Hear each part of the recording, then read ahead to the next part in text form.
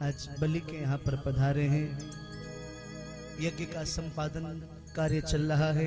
दूर से भगवान बावन को आते हुए बलि ने देखा। गुरुजी को पूछा, लगता है साक्षात सूर्य हमारे महाराज यज्ञ मंडप में दर्शन के लिए पधारे हैं। शुक्राचार्य जी ने कहा, नहीं, वो साक्षात सूर्य नहीं, कोई तेजस्वी ब्राह्मण पधार रहे हैं। भगवान शुक्राचार्य वर्णन करते हैं, परीक्षित से परीक्षित भगवान बावन पहुंचे हैं। यज्ञ मंडप की परिक्रमा की है, यज्ञ मंडप की परिक्रमा किया है।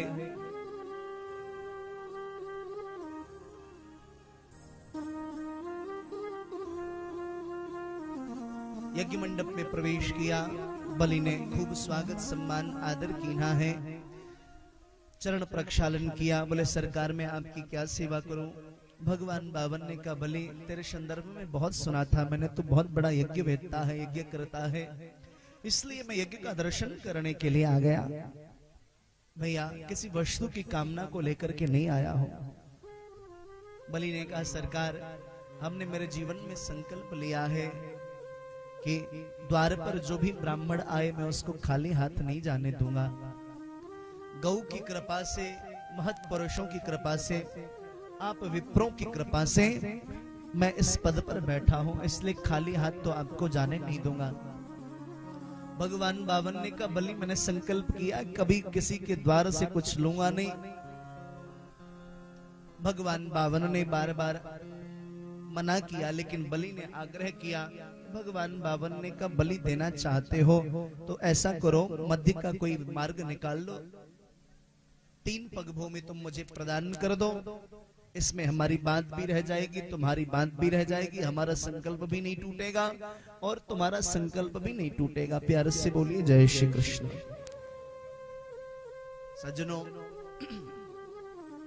बलि ने जैसी सुना 3 पग की बात, मुस्कुराया। बोले, सरकार, मांगना भी नहीं आया। आप किसी चक्रवर्ती सम्राट के यहाँ पर जाइए और चक्रवर्ती सम्राट के पास में जाकर के और उससे थोड़ा सा तनका मांगिए, वो क्या सोचेगा? वन में मांगना भी नहीं आया। वे महाराज, 3 पग क्यों मांगा आपने? चलो, आप कहते हो तो ले लो, जहां से मर्जी बताइए, कहां से आपको 3 पग नाप करके दो। भगवान बावन ने कहा, बलि, तू बहुत विशाल विराट है, तू 3 पग नापेगा तो भी बहुत बड़ी भूमि हो जाएगी और उतना लेकर के हम करेंगे क्या? इसलिए 3 पग भूमि में मेरे पैरों से नापूंगा। अब तो बलि को और आश्चर्य हुआ। बोले, आप अपने पग से 3 पग भूमि नापेंगे तो उसमें आपका आसन भी नहीं बिछेगा। प्यार से बोलिए जय श्री कृष्ण। आपका आसन भी नहीं बिछेगा, इसलिए सरकार मुझे नाप लेने दीजिए। भगवान बावन ने कहा, देखो, 3 पग भी देना है तो दो, नहीं तो हम चलते हैं।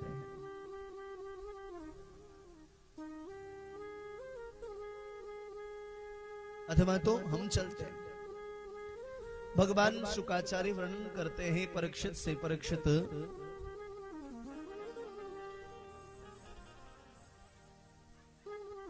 बलि ने कहा, ठीक है, आपकी जहां से मर्जी हो, नाप लीजिए 3 पग भूमि।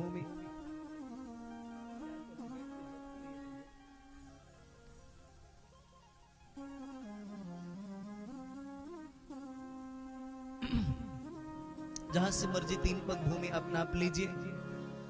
भगवान बावन ने कहा, बलि, बिना संकल्प किए मैं तिनका भी नहीं लूंगा, पहले संकल्प कर लो, उसके बाद मैं 3 पग भूमि प्रदान लूंगा। बलि ने कहा, सरकार, 3 पग भूमि ले रहे हो, वो भी मैं संकल्प करके दूं, यह ठीक नहीं है।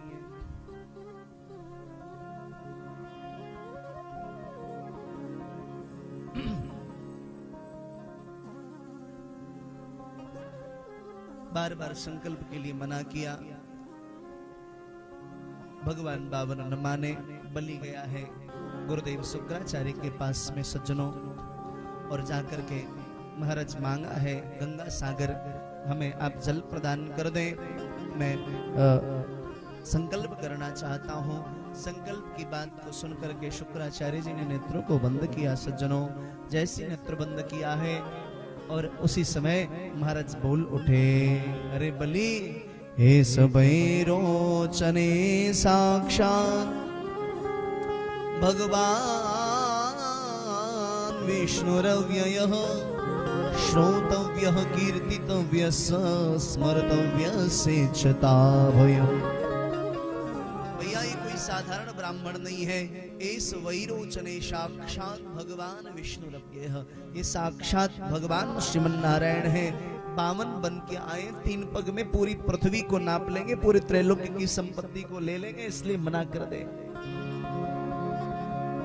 बलि की आंखें डबडबा गई। गुरुजी आप कैसी बात करते हैं? गुरु वह है जो हमारा सत्य बोलना सिखाए, सत्य के मार्ग पर चलना सिखाए, लेकिन आप असत्य के मार्ग पर चलने के लिए प्रेरित करते हैं, आप गुरु नहीं हो सकते। गुरु जी ने कहा बेटा सुनो, 8 स्थान पर झूठ बोलने से पाप नहीं लगता। शुक्राचार्य जी अपने शिष्य को समझाते हैं 8 स्थलों पर झूठ बोलने से पाप नहीं लगता। कौन कौन सा स्थान? बोले स्त्रीषु नर्म विवाहे च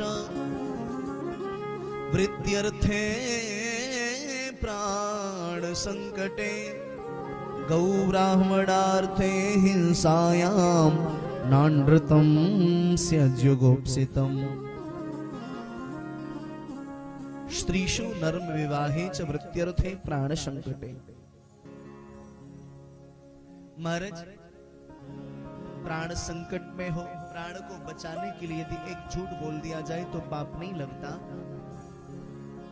महाराज सारी संपत्ति दांव पर लगी हो, एक झूठ बोल करके यदि उसको बचा लिया जाए तो पाप नहीं लगता। महाराज किसी कन्या का विवाह कराना हो और एक झूठ बोल करके विवाह करा दे तो भी पाप नहीं लगता। महाराज कहीं गौ की हत्या हो रही हो, एक झूठ बोल करके उनको बचा लिया जाए तो पाप नहीं लगता।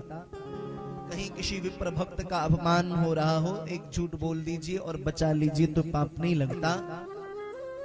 और सबसे अंत में एक बड़ी बात कही, बोले अपने स्त्री से भी अगर कोई बहुत बड़ी बात छुपानी हो तो एक झूठ बोल दीजिए, पाप नहीं लगता। प्यार से बोलिए जय श्री कृष्ण।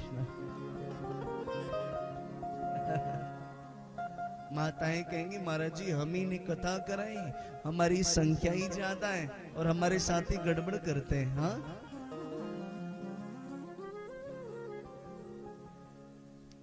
ये मैं अपने मन से नहीं कह रहा, शास्त्र ऐसा कहते हैं।